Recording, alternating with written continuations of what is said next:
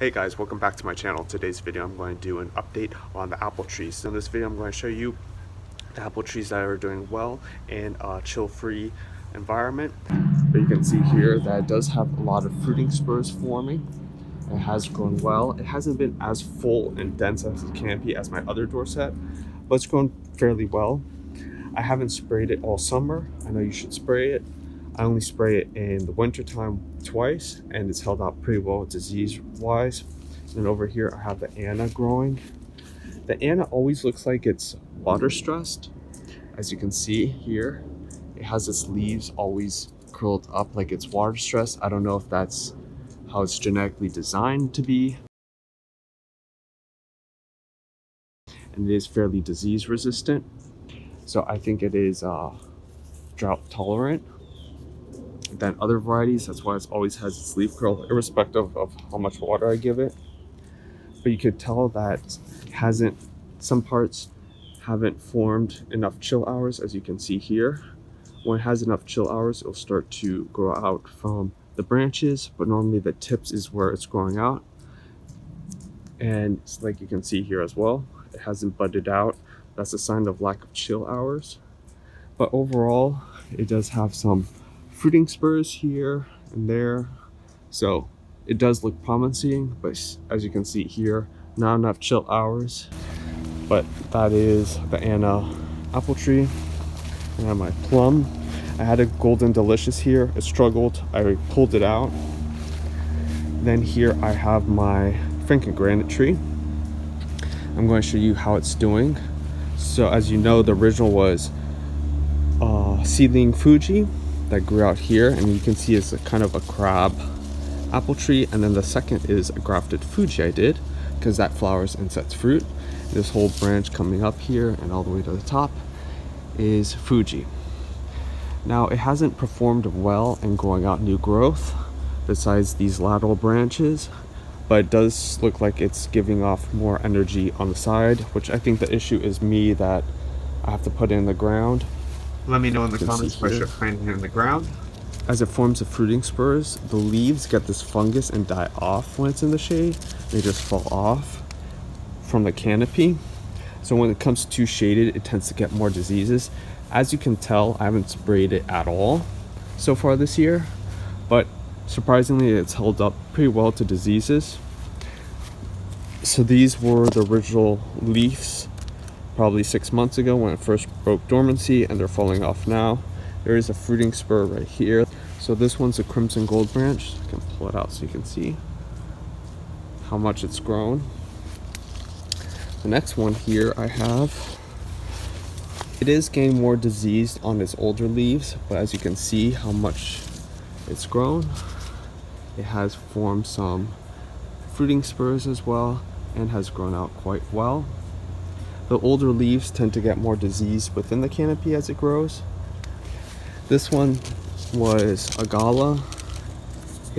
Gala has always struggled. Let me know in the comments what type of apple trees I should try to grow here. Now we have a ton of rain clouds. It gets extremely hot, then it rains and gets really humid. So this one here growing up like that is a cinnamon apple. So you can see how well it's doing actually in a humid climate. So the older leaves around July to August start getting this infection from humidity and have leaf drop. So this branch right here is called the King Solomon. It's doing quite well. It is starting to leaf out a bit from the top there, from the node you can see.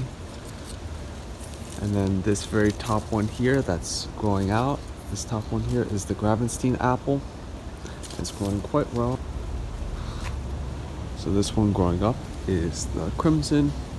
I have the King Solomon here, and I have the Gravenstein. This is a Fuji branch leafing out, which we might need a prune, and more of the Fuji's growing out on the side. This one is the Granny Smith apple. So you can see how well the Granny Smith here, this is the whole branch here, is doing. It tends to get this weird leaf curl issue, but besides that, as the leaves mature, it kind of fades out. I don't know if it's genetic predisposition to have leaves curl out, and then as it matures, it turns a more a better color. But overall, they do grow quite well. So I have my Franken Grant tree, and then here I have is my King David apple tree, and this one has surprisingly performed the best in terms of growth and leafing out on time. It hasn't flowered yet. I did notice it was forming some flowering fruiting spurs here. I don't know if the camera can capture it right here, but it didn't push out, so I don't know if that's a lack of chill hours, but overall its canopy is full. So you can see I try to keep it small, and as you can see here that it was pushing out new flower growth, but it seemed like it came short on chill hours or just didn't want to. But it does have fruiting spurs all throughout the tree. It does have a dense canopy that fills in quite well as compared to the other varieties that will develop fungal issues. So within disease resistance, it has done well. See, it fills in quite well and grows out very well. This is a sign that I got enough chill hours for leaf growth. Is forming fruiting spurs here, as well as here as well. So it has a full dense canopy, as you can see here. So it's performed quite well. It doesn't have really that disease fungal issue as you would see with the Dorset apple and other varieties as it progresses later into the season, into midsummer with the heat and humidity. It'll develop that fungal disease on the older leaves and drop off and push new growth. So you don't really see it here. As you can see with the Dorset, its leaves do turn yellow and drop off as it gets more humid and later in the season. Like all this was flush green and grew really well, better than the other one. As you can see, this branch here just formed within one growing season, this whole branch here. This was an original apple tree that was developed in the Bahamas, which is parallel to where I'm at here in South Florida. So this one does not require a lot of chill hours. It does remain evergreen all year round here in my climate, which is a good thing for some people that like to have an apple tree that doesn't go deciduous and keep its leaves. The Dorset is definitely one to get. I've seen people in the UK actually grow these. These branches are on the shade of the tree and don't have that issue. Normally the older growth, I don't know if it's this natural shedding process that the leaves turn yellow, but normally as the season goes by, I'll just pick them in the middle of June to prevent disease, and I'll toss them because that does look like a fungal issue. But so far no aphids, which is shocking. Normally the aphids will attack the new growth and a whole bunch of ants will put the aphids, and then disease will enter into the tree. So that's not an issue I have to deal with. It's just this mid-season leaf drop issue. If you know a good remedy besides the copper spray, I did spray it twice during the winter and did very well with regarding the fungal issues up until this point when the humidity just becomes 110% humidity out here, and then I have that issue. It's just with the Dorset. The other ones are fairly resistant. As you can see, they're fairly green, but the Dorset has that issue. Then this is the McIntosh apple tree. It is one of my favorite apples to eat. This is actually leaf growth from winter it's hung on to, but overall it is growing, not as vigorous as I want it to, but altogether it's growing quite well, forming fruiting spurs. You can see here forming a fruiting spur, here as well forming a fruiting spur, and here as well. So I'll form these clusters of fruiting spurs. Hopefully it'll set fruit. You can see this one as well, and on the top as well. This is a McIntosh apple and does need 1,000 chill hours, but I'm surprised it survived, unlike my Golden Delicious, which struggled. It got disease. This one broke dormancy late. It is a late season apple variety that's grown in Canada. It does get these rust spots, which I know are bad, but that's when the bugs attack it. Then you get breakage in the leaf, then it becomes infected. But disease issue, not really a problem. You can see more fruiting spurs here. So it does look promising. Hopefully I can get it to flower next year. We did not get any chill hours whatsoever this year, so this is a factor of no chill. The only one I did was add ice to this one. I don't know if it made a difference. People say it doesn't make a difference. Flower, and this is the Fuji apple tree. It did flower, but it has not set fruit. As you can see here, these are the old remnants of the flower that they did not get cross-pollinated, and they kind of turn this brown and fall off. Hopefully when the others start to flower, they'll cross-pollinate with him.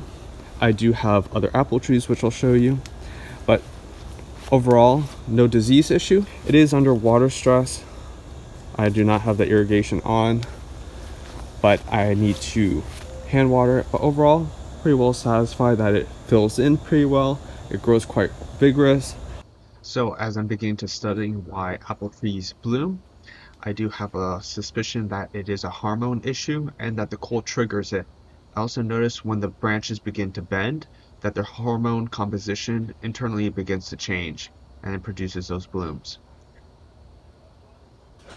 And if that was enough, I do have more apple trees. This is actually a Pendragon apple tree, and it's actually growing quite well. This is the highest chill variety apple tree that I have besides the Macintosh. It does break dormancy late, but it is a good variety. I don't know if the rootstock is the main factor on helping it break dormancy. So you can see here, this is the Pendragon apple tree, which is an old English variety, which is probably one of the healthiest. It has grown out quite well. It has developed also some fruiting spurs as well, and it has a good trunk, so it's grown pretty well in its container. And I was sure to remove all the water sprouts coming out, which was the original rootstock. I did some wound treatment just in case it doesn't get an infection down there. Here is, I think, another Bramley apple tree, which is another cooking variety. I know I have weeds in here I need to get rid of, but that's besides the point. This is its original rootstock that's growing out. Again, a Fuji seedling apple that grew from seed. I don't know to keep it or not, or to use it as grafting another tree, or just keep it as a Bramley. But the Bramley is doing quite well. It gets half day of sun, and it is actually doing fairly well. No disease issue really, besides this one, which is a seed variety. And then this was another seedling that I grafted. Right about here, you can see the leaf issue disease from the seedling. And then I grafted another Pendragon all the way up here. And it is growing out quite well, which I need to clean up this bottom so the energy goes up top. Fairly disease resistant, no really hard disease issues so far with the Pendragon apple tree. It did get some disease on its bark, but within one growing season and overcame it, and you can see how flush it is. Before it had all these spots. Don't know what issue that was with the bark, but now that's over with. I just need to clear up this seedling. This one leaning off to the side here is actually another Gravenstein that I have growing in the shade, and it's actually doing quite well. Fairly disease resistant. It has some fruiting spurs or branches forming as well. I definitely need to strain it out, but it's growing quite well even in the shade. And this was one that I grafted as well. All the way back here is the original rootstock that's growing down here, which I might just break off. I should actually try to seal it when I break it off, but this was the original wood, and within not even 3 months it's grown all of this, which I probably need to tie it so it grows straight up. But no disease issue from the Gravenstein apple. I do have another of its rootstock here growing, which has big leaves. I don't know, it's my original one, so I don't know whether to try it, keep it on to see what fruit it produces or flowers, or just use it to graft another apple tree. I do want to get the black strawberry apple. So here I have the Enterprise. It's growing out, it's a little bit leggy. I need to water it. This one was the original Fuji I grafted. I think it's 1 year old. This one was a Liberty graft. The Liberty has grown quite well. And let me see this one. This one is Crimps Pink. This is the original rootstock seedling. I don't know to let it grow or just use it to graft more and see what it tastes like. See how leggy it is.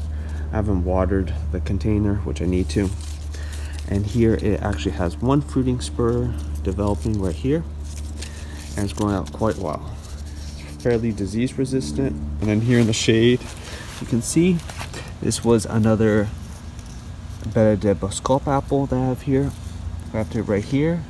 So this was the original, and it shot up straight through here all the way up, and it's growing quite well. So when I have them all lined up, they look pretty nice. I have my Macintosh, the Dorset apple here, I have the King David, and I have my Frankie Grant tree, my plum tree, Methley plum, my Nana, and my Dorset. So that is an update on my apple trees. I hope you enjoyed this video. Leave comments below on what varieties I should try, or where you had successes in growing apples in a low chill environment. So far, the soonest one to produce flowers was the Fuji apple tree. That one actually performed the best with regards to disease resistance. It is one of the sweetest apple varieties as well. This is all an experiment, and I want to see in a low chill and no chill environment actually that they'll be able to grow. Hope you enjoyed this video. Leave a like and subscribe, and you'll see me on the next video. Peace out.